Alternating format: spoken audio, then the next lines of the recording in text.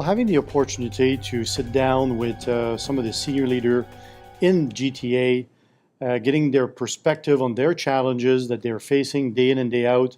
And there's a big mountain of issues that they share with us today that without this intimate group of people that know each other as well, sharing similar challenges, I don't think the conversation would have been as open and as friendly.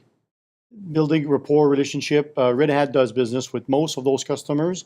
And in some cases, we've never really had the opportunity to meet with the CIO or the executive vice president of the business and different business units. So this is a great opportunity for us to network, get them to know us a little bit, exchange a business card, and potentially follow up with them in the next few months. One of my key takeaways, I was shocked and amazed how many problems are the same. They all be facing the similar problem, whether it's a legacy currency issue, that they are old technology in the mix, whether they're trying to find some funding for accelerate their innovation, and they have a lot of ROI issue trying to justify some of those projects. So I think the top three issues were certainly highlighted by most of the senior people in the room, and they had a good, healthy debate about it and how to go by it. It seems that some have found a way to get those problems resolved, and some are still finding their way through that. It's not one vendor is going to fix all those problems. I think it's a collaboration with different partners that we have in our ecosystem with Red Hat in the mix that we can come together and really resolve a lot of those problems that they share with us today. One of my challenges is they don't really know Red Hat under the DevOps umbrella, the cloud business, the potentially automation, how do you automate your environment?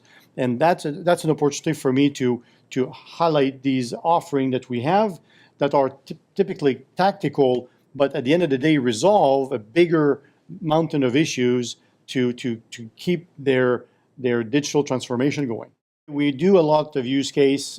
We proof point the technology and all the big clients. We do business with the top 500 customer in North America. All of them are using Red Hat. So we have a lot of experience. We have a lot of use case. It's just a question of sitting down, understanding their unique business challenges, and be able to address it. 100% of the business we do at Red Hat, it's all with open source technology. Essentially, you can use a software free of charge until you get to a point where you need to bring this to commercialization. And as soon as you hit the point where you need to have your shareholder protected, your investment protected, then you buy a subscription from Red Hat, which we guarantee security, ecosystem certification. We guarantee that this is going to work in your environment. And the open source model is very flexible. You're never locked in, ever. So if one day you decide to move on, you can move on. You never have to spend a large amount of money up front from a capital investment. You can start small and grow fast or slow based on your needs of the business. And you have the ability really to accelerate innovation in a way that you cannot do with any other vendors. When we compete in the marketplace against some vendors, we don't win all the time. So we keep monitoring the progress and the success of the vendor A that we lost to.